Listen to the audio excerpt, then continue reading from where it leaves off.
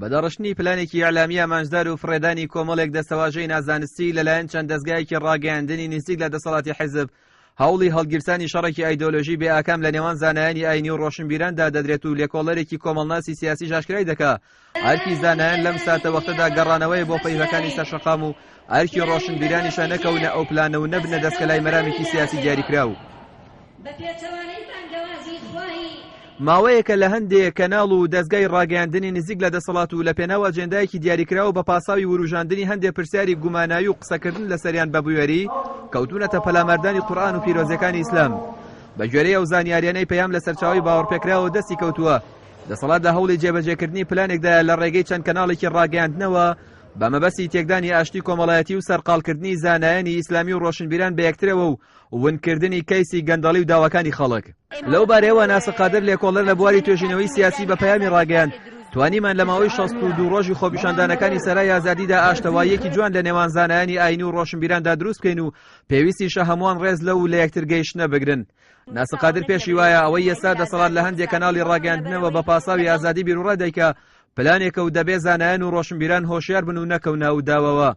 لەلایەکی ترەوە مامۆستا کامەران زانای ئاینی دەڵێ پلانێکی لەو جۆرە بە ناوی بوێری لە کاری ڕۆژنامەگەریدا و لە هەرێمێکی پاوانکرا و لە ژێر سایی دەسەڵاتێکی گەندەڵدا زەنگێکی مەترسیدار و پێویستە بە یەکگرتووی لەگەڵ ڕۆشنبیران ڕوبەڕووی ببینەوە. ئەو زانە ئاینیە پێشی وایە مەبەست لەو جۆرە کارانە بەرپاکردنی جەنگێکی ئایدۆلۆژی بێ ئەنجامە و زەمانی ئەو جۆرە سیناریۆیانش بەسەر چووە. لای خۆشی واسۆس هەردی ڕۆشنبیر و ڕۆژنامەنووس بە پەیامی ڕاگەیاند پلانێکی لەو جۆرە بە دوور نازانێ. هەردی ئاشکراشی دەکا ڕووداوەکانی حەفەی شوبات و خۆپیشاندانەکانی ڕۆژانی دواتر سەلماندی چیدی دژایەتیەک لە نێوان زانایانی ئاینی و ڕۆشنبیراندا نییە.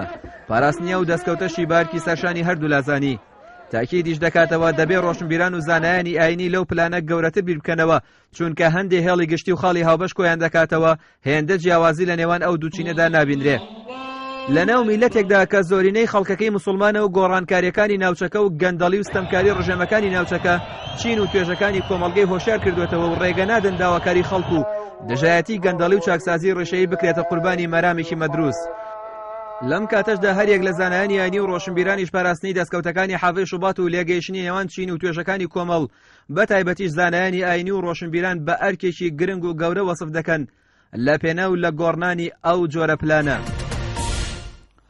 ماوەیەکە لە چەند شوێنێک و لە هەرێمی کوردستان کۆمەڵێک کەس بە ناوی دیموکراسیەوە هێرش دەکەنە سەر ئاینی پیرۆزی ئیسلام و لای خۆشیانەوە مامۆستایانی ئاینی پێیان وایە لە ئێستادا کۆمەڵێک کەس و لایەن کار لەسەر و ڕژاندنی ئەو بابەتە دەکەن و سەرنجامیش ئەو هەوڵیان بێیاکام دەبێت و سەربەرزیش بۆ ئیسلام و مسلمانان دەمێنێتەوە.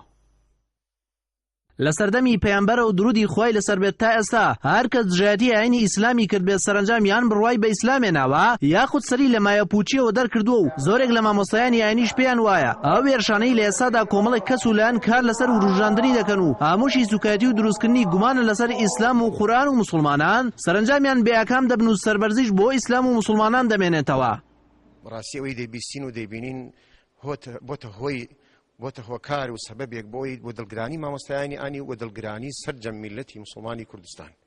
بەڕاستی خوا و پێغەمبەری خوا شتێک نییە کەوا ئینسان بتوانێت سوکایەتیان بەرامبەر بکە و قورئان شتێک نییە کەوا بتوانرێت کەوا چونکو لە سەردەمی پێغەمبەر صلی الله علیه وسلم لەو ڕۆژەوە کەوا قورئان دابەزیوە تەحەدای هەموو کەسانێکی خاوەن عیلم و زانیاری کردووە کەوا بتوانن وێنەی قورئان بێنن یان بتوانن وێنەی سورەتێکی قورئان بێن یان بتوانن تەنها ئاەتێک بێنن.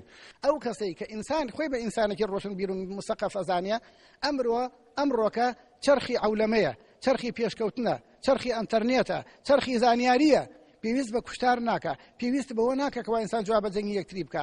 ئەمڕۆ لە حەمدی خوا بە زیابی ئالەکەمان شارەزە با بێن لەگەڵ مامۆستایانی ئاینیە دابنیشن مناظەرە بکەن بزانن کامیان ڕاستەکەن.